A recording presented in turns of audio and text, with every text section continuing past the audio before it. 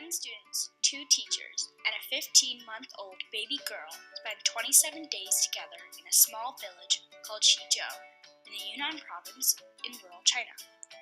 This program is called Microcampus. Our purpose is to go out of our comfort zones, make a connection with the village, and learn from the village. I chose to do this because I had just moved to China and wanted to learn as much as I could about it. I saw this as an opportunity to not only connect with China, but make a connection with nature and learn more about myself. For the past 27 days, I have been studying local recreation and photography. I chose photography of local recreation because I know that my hobbies are a big part of what make me who I am, and I wanted to combine that with one of my hobbies, photography.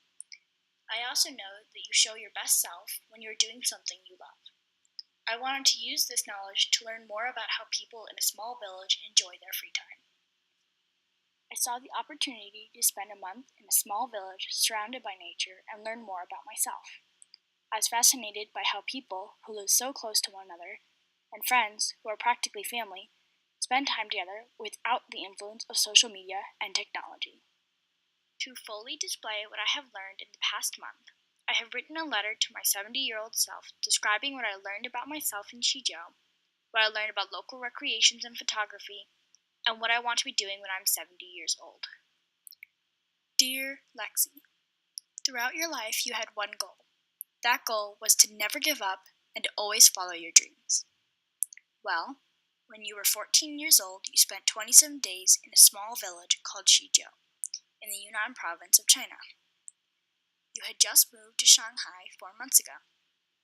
This experience helped you to realize what some of your goals are and how you should live your life so that you could reach every single one of them. You should always remember this experience, but not because of what your friends did or what your teachers did. You should remember this experience because it changed your life. It helped you to learn more about yourself as a human being and as a friend. I learned many things during this adventure that have changed my perspective on the world and on myself. During the trip, I had to be very organized so that I would always know what I needed to do. This taught me that being planned can help me get all of my work done and enjoy my free time. I learned that social, emotional, and physical wellness are important for maintaining a healthy and happy lifestyle. One of my favorite parts of the day was reflecting upon my day. This helped me to remember all the great things that I've seen and heard instead of all of the negative things. Eating healthy and getting a good amount of sleep are beneficial to the brain and body. So when I go back to Shanghai, I want to continue eating healthy and getting enough sleep. I did not realize how much I would miss my family and friends while I was away. After about 1.5 weeks, I started to realize how important they are to me and how they have affected my life. When I slow down and think about my surroundings, I'm learning so much more than I ever could in a classroom. Life is hard, but if I continue to work hard and persevere, I will have a long and happy life.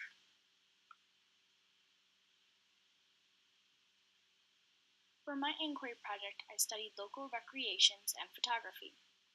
Some things I learned during my time in Xizhou about those are that when I think about what I want to take a picture of before I take it, the photo turns out better and leaves a positive impact on me.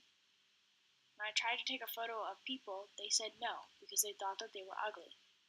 This made me sad because it showed that these people did not love themselves for who they are. I personally believe that everyone is perfect just the way they are, because the imperfections are what make you perfect and the mistakes are what make you human. I talked to many people in the village, but mostly elders. Many of the elders told me that they do not know how or even want to use a computer, that they enjoy spending time with friends and family, or sometimes just going home and resting after a long day. I also talked to a few people in the working generation. They mostly told me that they spend their time looking over their shops or taking care of their families. The children in the village enjoy playing computer games, doing sports such as basketball and soccer, or simply just hanging out with friends. I did not like how most of the elders just spent their time sitting around all day. With all the wisdom they have, they should be doing things, enjoying their life, not waiting around for their life to be over. That is why I'm writing this letter.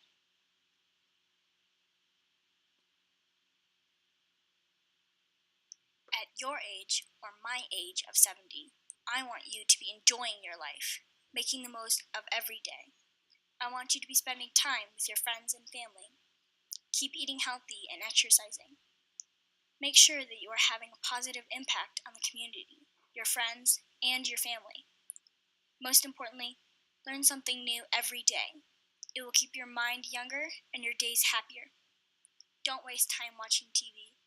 Go for walks, try new foods, explore nature. Make the most out of every moment. One of my good friends here in the village told me that if she could wish for one thing, it would be for my generation to be strong and continue to learn.